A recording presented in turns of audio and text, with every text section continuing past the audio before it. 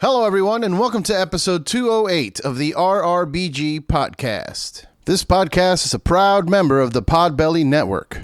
Go to podbelly.com and check out all the amazing shows we have on our network, including the Sofa King podcast, Robots for Eyes, Art and Jacob Do America. I mean, there's one for everything that you're into. If you're into Magic the Gathering, they got you. If you're into the occult, they got you. You're into serial killers, they got you. Everything. Go to podbelly.com, check out the list, and support the network.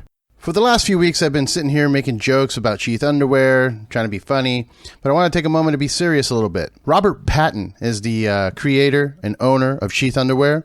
He is a U.S. Army veteran, and he came up with the idea for this underwear while he was out in the Iraqi desert, serving our country, protecting your rights. And as you can imagine, being in a combat scenario like that, running around in boxers is just not ideal. Uncomfortable, could even be a life-threatening situation. So he came up with Sheath Underwear.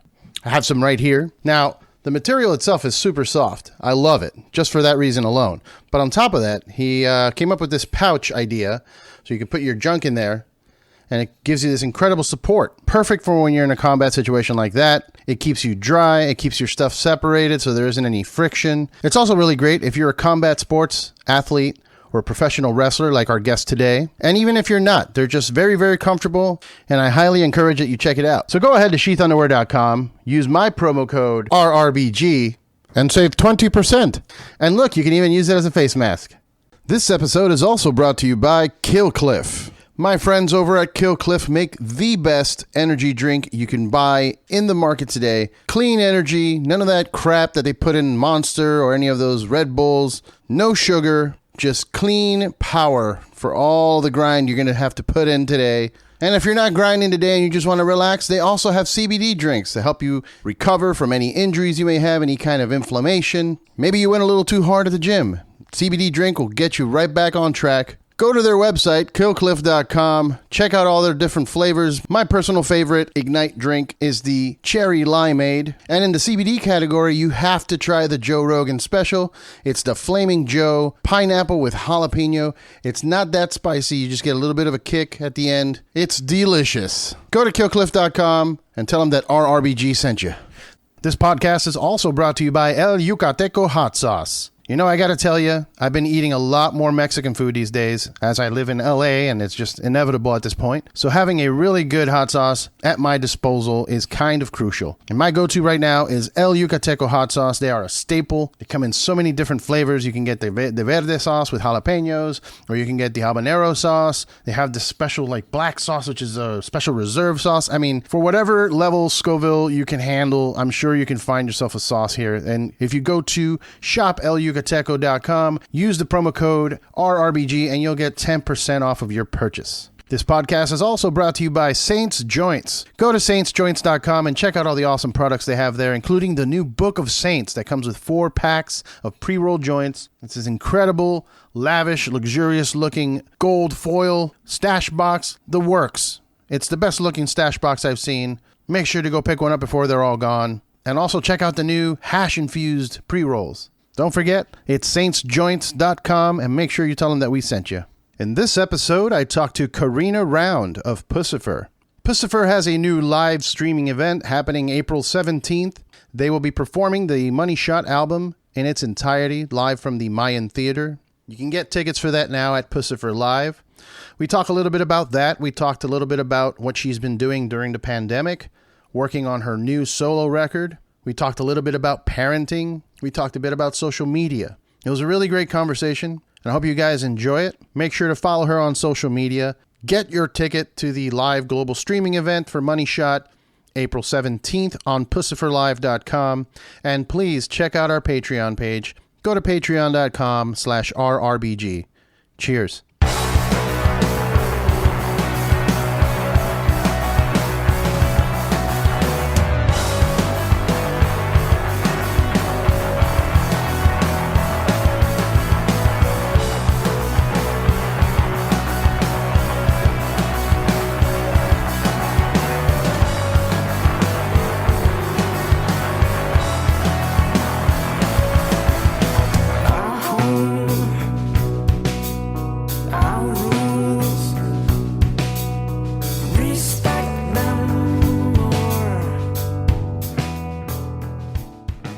What's up, everyone? Welcome to the RRBG podcast.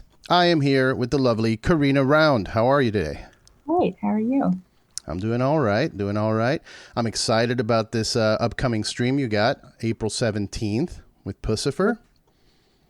I'm excited for everyone to see it. It was extremely fun to perform. I mean, that was the last, Money Shot was the last record that we toured, like really toured, like touring was before, around the world.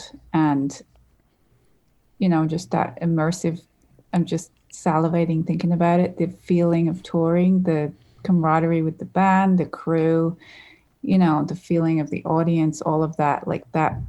You know, I've toured solo since then, but that was the last big tour with buses and people. And so it was very significant for me to get back up and perform this record. It just brought that all back, and it made touring again feel like A possibility. Yeah, exactly.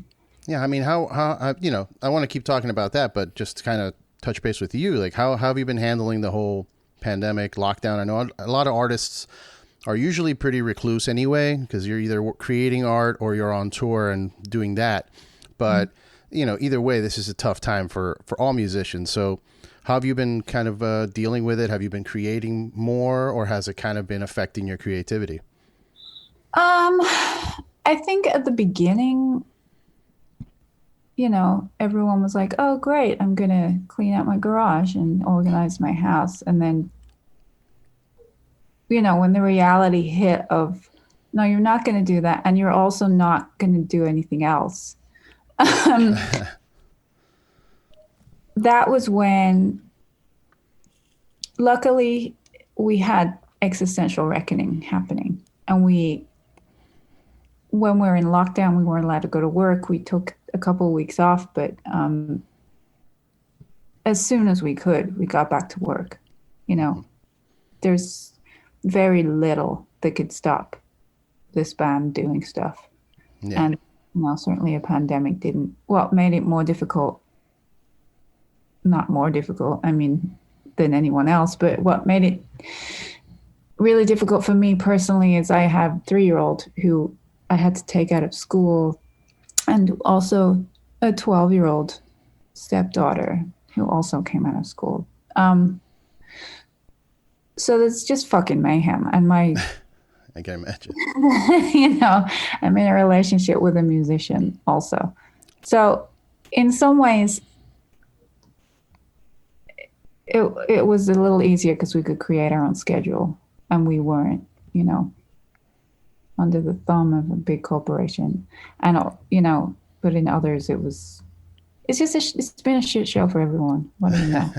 Yeah, I can imagine having kids in the pandemic and having to know the homeschooling situation and trying to figure out how to operate a regular adult life while not having that option of like just handing your kids to school or something, you know, for at least a few hours that you can be an adult. But actually, halfway through, it got to so much for me that I actually rented myself a studio that I could work and make my own records. For the first time in my life, I've never owned my own studio before. So that came from it.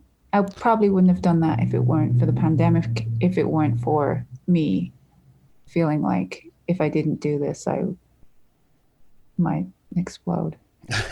Yeah, it's, you know, that's a benefit I think that a lot of musicians have taken advantage of, is the opportunity to be more creative, or maybe put yourself in a different situation so that you can be more creative.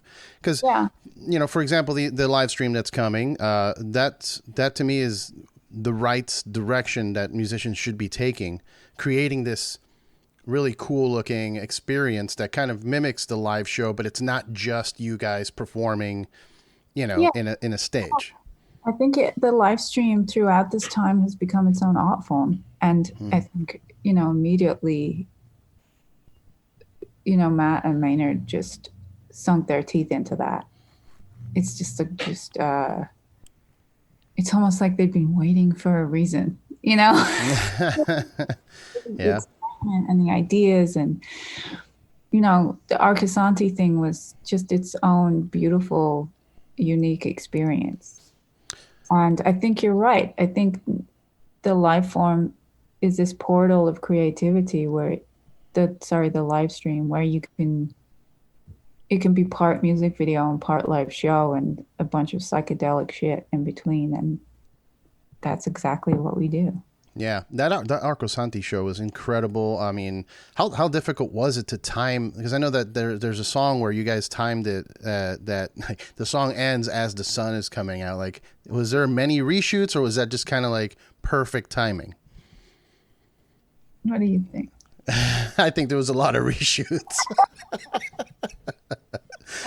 I'm gonna have to get up to do that. Yeah, that seemed like a crazy adventure for sure. It was. It was.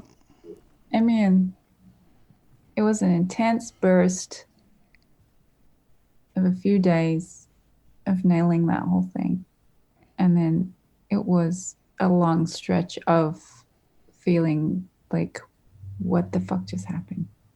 And then we had to watch it, and it was like, oh yeah, that's what happened. Next. Yeah, it came out beautifully. And I'm excited for this new one just because I'm a big lucha fan. And I love it then. Yeah, I mean, I went to the show. I have the poster up on my wall from San Diego, May 1st, 2016, which is the big lucha show with the ring on the stage, and a couple of my friends, actually, the Lucha Vavoom, and Eli Everfly. All those folks are friends. So funny. Did you guys learn some lucha? Did you end up taking some classes for some lucha stuff? No? I figured maybe the whole thing would inspire you to kind of, I don't know, take a look at it. Well, I would love to, but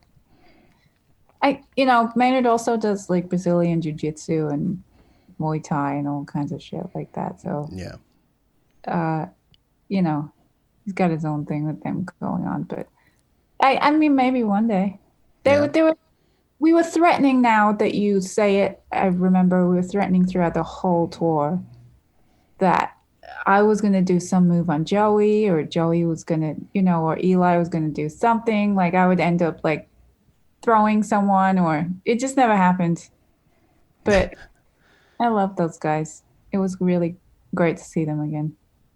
Yeah. I think the Mayan Theater is where this was filmed, right? And I can't remember. I think I'm off here, but there was a show that I went to, a Puscifer show that I went to. It was a different tour. It was the one that Maynard walks out with the trailer and starts talking to the audience. Was that at the Mayan Theater? That was the Ace, I think, or the Orpheum, one of those two. Oh, maybe it was the Orpheum. Yeah. Okay, never mind. My memory. That was not good. But that was a beautiful show, too, because you opened up that show with your solo stuff. Oh, yes. Oh, I forgot to turn my phone off. Sorry. I'm going to hear a beep. It's okay. But yeah, you opened up the show, and I remember just being blown away, like thinking, wow, she's going to do 2 full sets. That's intense. Yeah, it was great. I loved it. It was the happiest time of my life. Just, being on tour, playing music for like 4 hours nonstop. No, I loved it. How do you, that sounds exhausting. And do you do anything special for your voice, like so that it doesn't get hoarse by the end of the night or anything like that? No, I didn't. I do now. But as I get older, I have to do warm-ups and warm-downs and things like that. I think back then, it was probably just like Maker's Mark. That is a good warm up for me, I think. I usually, if I'm doing a podcast later at night or like in the evening, I'm definitely drinking something to keep me warmed up, for sure. He's keeping me company with that too. Yeah. Have you been able to work on any more solo stuff during this time? Yeah, that's why I got my studio, so that I could make music. How's that coming along? You looking like maybe a release in 2021, or is there something further ahead? I probably want to spend the rest of the year writing more because I haven't really had the time to do it in the past few years, and I've done it sporadically. And when people were sleeping, or when no one was in my house, which is never, or just whilst driving, or whatever you come up, whenever you come up with whatever you come up with. So I just want to immerse myself in this space and become like completely narcissistic for the next 6 months and see what happens. Very cool. And I'm assuming it's going to be kind of in the same, like, do you have a genre or a theme in mind? Like, is it going to, because I know your previous work is mostly acoustic. So is it going to be in that way? There was an acoustic EP, kind of acoustic-y sounding, but Tiger Mending wasn't really acoustic. It was really produced. I don't know. I think, all the songs that I've written so far on this record are written on piano, which I don't really play. So that's odd. Yeah, I got so bored of feeling or hearing where my hands would go on a guitar, because I'm not particularly proficient. So there's little habits that I would have, and I just want to break that. I want to crack that. So I got a piano. I got a ARP 2600 synthesizer, and obviously I still have guitars and shit ton of pedals and stuff. So yeah, I just want to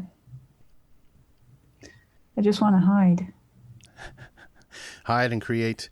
Are you bringing in anybody for like guest appearances? Are you talking to other artists, or is this going to be solely just you? Mm-hmm. Just you? Oh, you don't know. Writing, it's just me so far, but Okay. There's definitely going to be other people playing on the record. If there's drums or bass or something, I don't want to fuck up all the good work by trying to play everything on the record. I imagine that you're gonna, you're planning on touring probably all of 2022 or 23 when things open back up and everybody's I guess vaccinated, or the world is opened back up. Yeah, just try and stop me. I was gonna say, so I assume you're gonna tour your stuff, and also I'm sure Puscifer's gonna hit the road because they didn't do a proper tour for Essential Reckoning. Are you planning on maybe doing the same thing where you open up the show with your stuff and then Puscifer, or do you want to do your own individual thing? Yeah, I don't know that I'll be opening the show again for Puscifer. Maybe. Who knows? That'd be great. I loved doing that. But I feel like Puscifer is more likely to find something weird and crazy to open.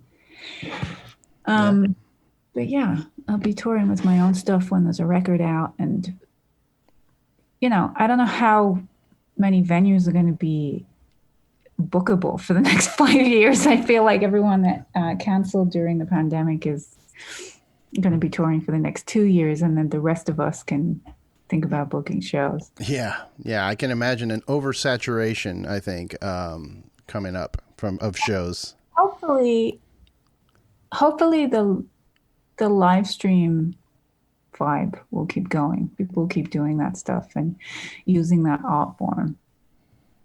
Yeah, I hope so too. It's been very creative. I mean, you guys are killing it. That there's other groups that have been doing a really great job putting together stuff that's not just the musicians in their bedrooms with the Zoom call.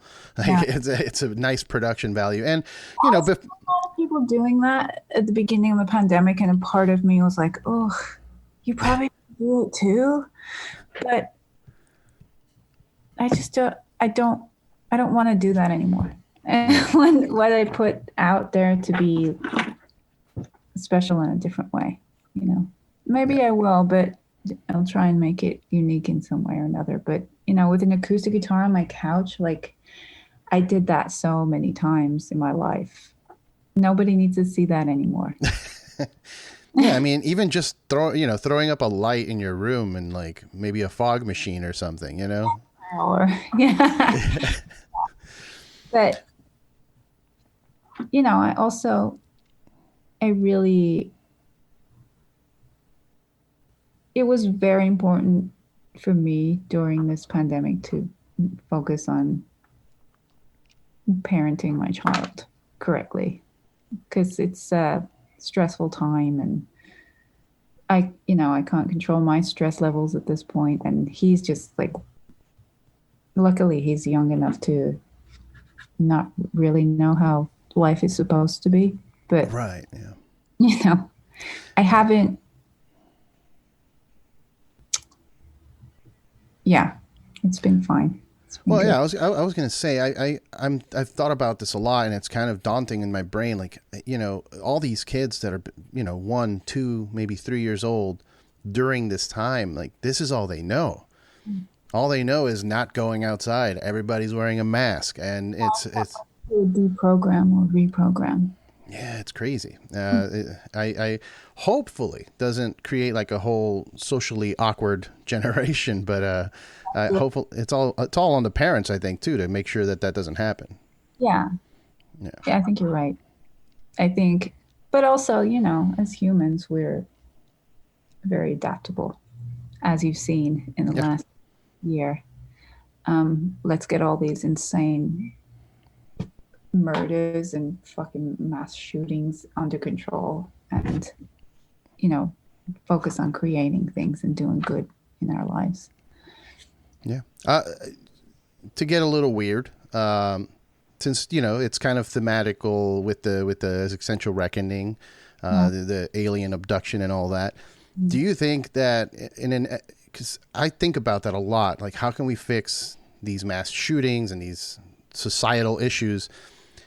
I don't know if we can with what we have. I feel like there has to be some kind of third party, assistance in this matter. Like I don't know how we can evolve past this like animalistic savage cave lizard brain. I think everyone wants to blow their top right now because they've been under a lid in a steaming hot pot for the last over a year. Mm-hmm. And there's just a certain amount of insane people in the world, in the country, and they're also feeling that way.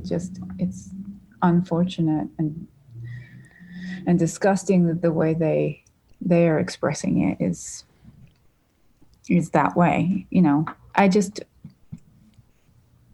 Who knows what kind of state the world is in really, and how much you can believe what you're told on the news. But I think in terms of individually, we just have to remain accountable and responsible for who we are. Like, focus on our work and creating good things, being present in the moment, which so many of us just don't know how to do anymore.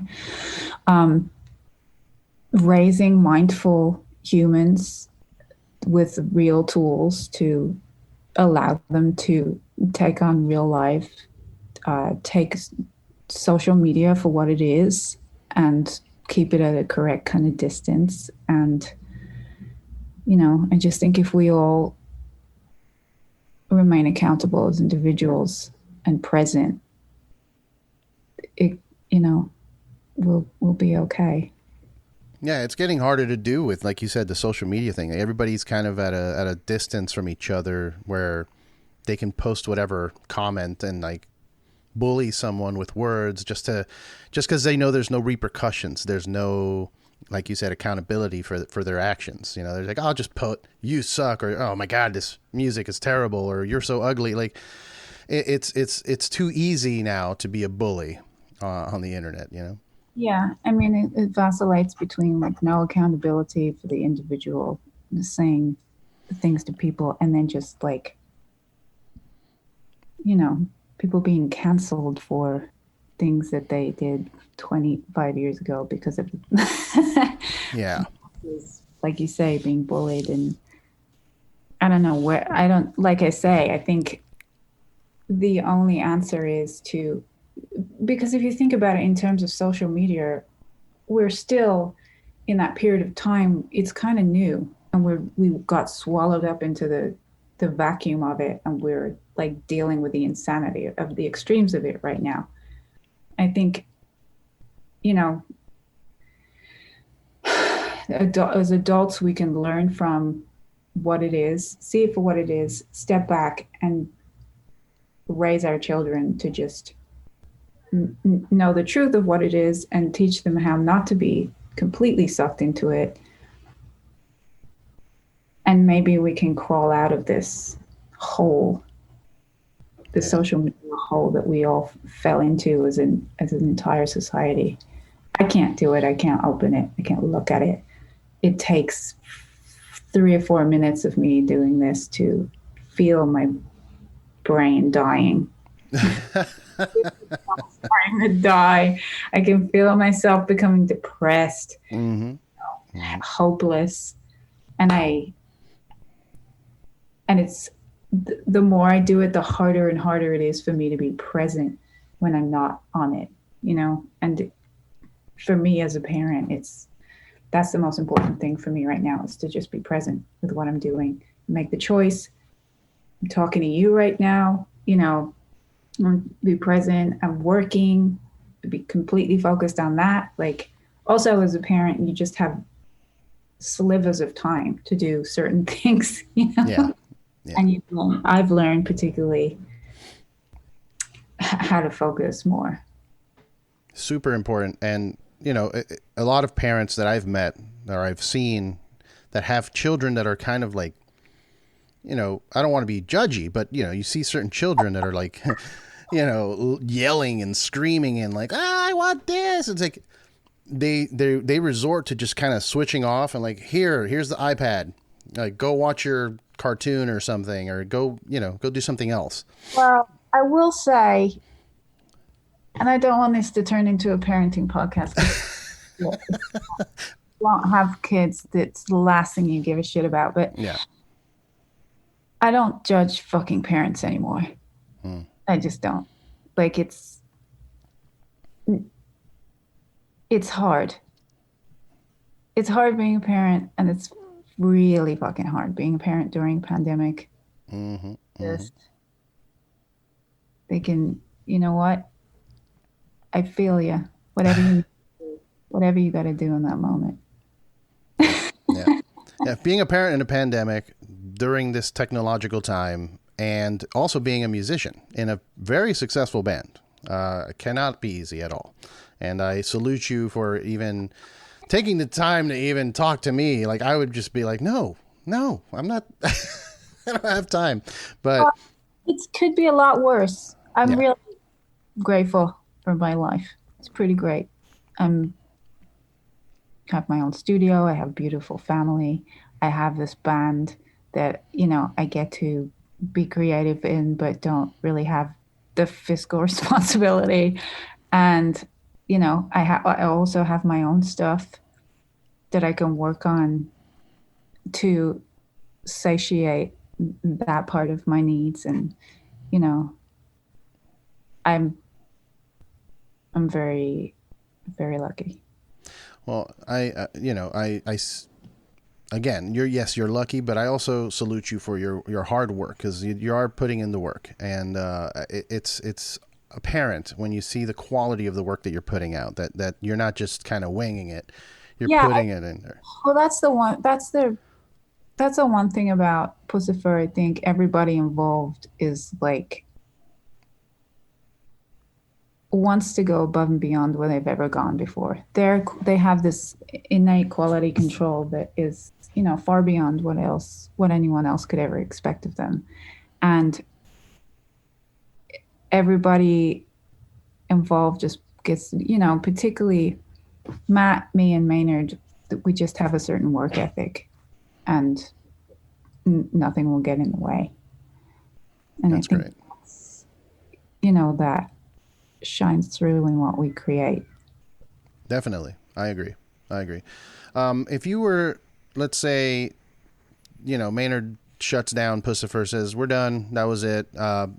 Would you want to continue on your own, or would you try and start another band situation with some other musicians? And if so, is there any musicians in your mind that you're like, you would love to work with, like some kind of, you know, fantasy gig? I mean, I already had a band that there's nothing like this band. I mean, I can't speak for everyone else's experience in their bands, but it's from my own experience, it's not this easy ever. You know, this is it's a great situation. Everybody, because of the trust we have in each other, is completely fearless. You know, there's a chain of command for if everybody does what they want to do, but if someone doesn't like it, then it either goes away or you have an adult conversation about it. There's no fighting. There's no like immaturity or insanity. Well, there's immaturity. Obviously, you've seen the comedy, but everyone has the thing that they do, and they're trusted in that area, and it allows for a certain fearlessness and a certain ease, and a certain breadth of creativity. And I would not search for that in other places because I know the reality. I've been in bands with other people, and it's beyond frustrating to feel like you want to push the boundaries of what you've created together, and other people don't feel that way. It's right. It's heartbreaking. So I think I'd just probably be solo. Obviously, there's musicians I want to collaborate with, but I will at this point. I'm still to make my record. So okay, that's a good answer. I feel like you've captured lightning in a bottle, I guess, with what happened with Puscifer and that relationship. And I hear you. I mean, I was in a band. I get it's like being married to 4 or 5 other people and having these discussions, and like a lot of the times people's egos get in the way, or other just other conflicts, other issues that come to the surface, and they take it out on each other. So if you have that kind of scenario, I can see not wanting to have to try and find that again, because it's hard. It's hard, like you said, to find some musicians that you can talk to. I don't mind ego, and I don't mind the rub, in that way, as long as what everyone's doing is trying to serve the song and serve the music. And what I don't appreciate is apathy and just not trying. Yeah. I want to do something different to what I've done before. I want to be better. I want to be better than me. I don't give a shit about anyone else. I just want to be better than me. That's a good way to think about it. And a lot of people don't think that way. They think, I want to be better than that guy. It's like, no, be better than you. You can be better than that, and that's very admirable quality. And you are better than that guy, because you're the only one. Yeah, exactly. Only one doing what you do. So just to kind of, we're running out of time, but just wanted to get some more like personal things on you. During this time, I know you're busy. You got music, you got your kid. Have you picked up a new hobby outside of music and all of that? Anything like comic books or knitting, or I have one of my buddies knitting now. So I'm like, okay, you must have a lot of time. No. No time for that. Yeah. I'm trying to think of the last time I did something like that. No, I've been busier during this pandemic than I've ever been in my life. Yeah. I don't know why. Well, parenting. I mean, new child. Exactly. Okay, and then I also had, did you discover any kind of new fascination, like food wise? Like, for example, with my extra time, I've now dedicated myself more to cooking, to learning how to cook properly and all of that. Is there anything? Did you change your diet? Like some people went vegan during this time to kind of help with this. About 15 or 16 times. I mean, I've changed my diet about 15 times during the pandemic. That's kind of what I'm like anyway. I'm kind of Okay. a pretty extreme person. So if I do anything, it's extreme. So, about a month before the first live stream, I just stopped eating and did a juice fast for 20 minutes. Oh, So, just things like that, change it up so that I can feel like, I don't know, I most of the time I have to feel like there's something extreme happening in order to feel like anything is happening at all. It's gotcha. probably not the best character trait, but It's a good character trait for artists, I'd yeah, say. I try to harness it in positive things these days. For sure. Well, I appreciate you taking some time out of your very busy schedule to talk to me. I've been a fan for a very long time, not just with Puscifer, but I like your solo stuff a lot. And, my wife is a big fan as well. I do.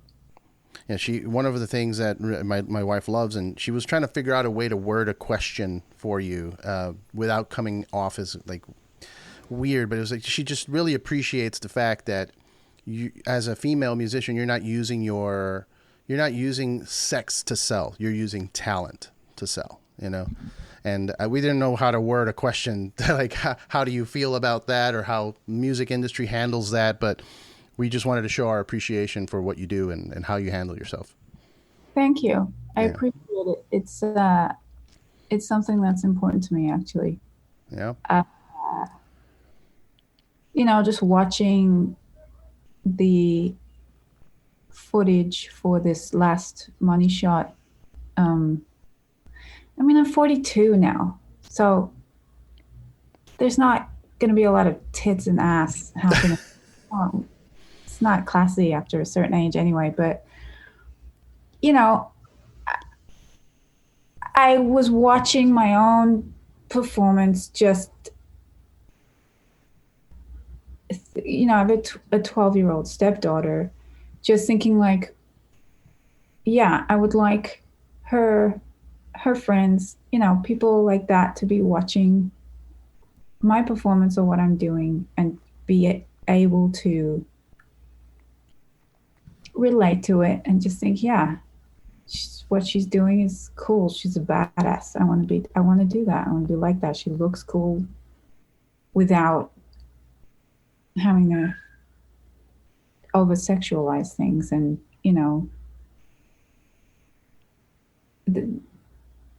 I want the overriding thing to be what I'm doing, my gift, my talent, my art. I think in the long run, if you're pushing something else, eventually it's gonna be diluted and there's gonna be nothing there. Yeah. I intend to do it for forever. And hopefully that climate is changing in terms of women being able to continue having a career as a serious artist long after they are of the age of being sexualized, Right. Yeah. Yeah. I mean, it's always going to be there. I feel just because it's just obviously life needs balance. So there's always going to be some kind of that's going to exist, but it would be good to understand the value and like it's just the whole movement of women taking their place in higher echelons and showing their talent in other ways and just be like, hey, look, I'm half naked. Like that's not a thing. Like it's not. And the older I get, the more I understand that too. Because obviously when you're a young boy, it's like, who cares, but away. And also there's in terms of women wanting to do that, there's nothing wrong with it. Just like if that's your thing, then of course. But people like Billie Eilish are going to change the fucking world. mm-hmm. And Yeah. she's the greatest thing since sliced bread, in my opinion. I wish I had had that when I was 12. Yeah. Yeah, she really blew my mind. The way that she presents herself, her talent, her music itself. Like a lot of my friends were giving me crap about it. Like, oh, you're listening to pop music now? And I'm like, dude. Even if you never heard of the sound out of her mouth. She's a very important figure in the world today. Yeah. I agree. I agree completely. And I think that if you're right now listening to this and you're questioning the Billie Eilish thing because you saw one song on the TV or whatever, go listen to the album. There's some really amazing, like jazzy, experimental things in there that I love. Yeah. Well, I'm going to let you go. Thank you so much again for your time. Everybody that's watching and listening, To say that we have a video coming out on Monday for Bullet Train and to Iowa. Was it Monday or Friday? Sorry, Maynard. I wasn't listening. there's a video coming out soon. The story, I think, is going to be a bridge between, in terms of storyline, between the Money Shot performance and the Arcasanti performance. Okay, that's good. It's probably him saying, "What the fuck are you talking about?" I'm listening and you're ruining it. No, I'm just kidding. So there's a video leading up to the performance. The performance itself is April 17th. You can get tickets to that now. There's also exclusive merch and all that good stuff, shirts and collectibles. Fuck yeah. Yeah, Puscifer, Billy D, and the Hall of Feathered Serpents. My favorite album from you guys. I think I've listened to that album more than any album for the last couple of years. Yeah, it's funny. Visiting it was just like, this is really good. Yeah, it's a really great album. It's all over the spectrum in terms of you got some heavy hitters and then you got some more melodic, droney kind of things. And one of my life goals to this day still is to go to the Grand Canyon and listen to Grand Canyon full blast if I can, Yeah, I got to do that. And now that I live in California, it's easier. I can make that drive. So drive this weekend. This weekend, I'm just going to go. Let's just go. Yeah.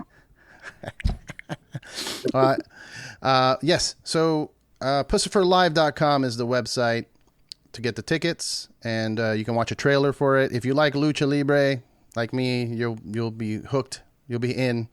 And if you like music and beautiful art and creative production, it's just it's something to behold. So, Carina, like boobs and butts. Don't do it. There is a lot of it. There's a lot of boobs and butts. Mm-hmm.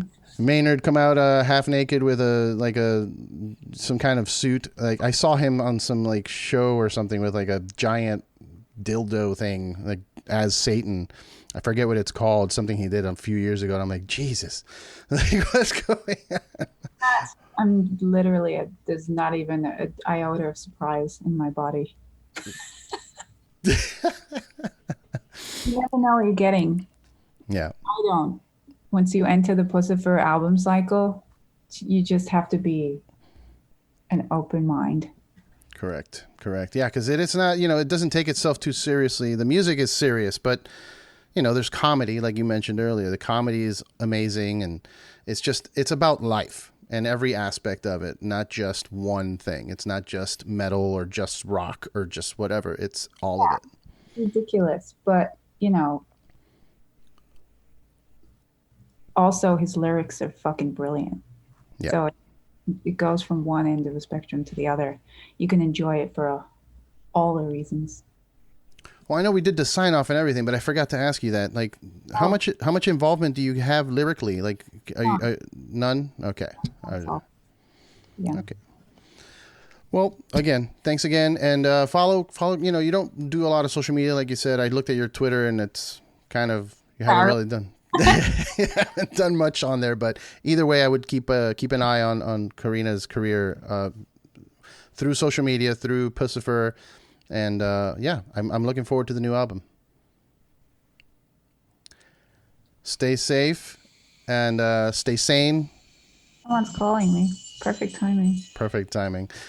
Have a good one. Take care.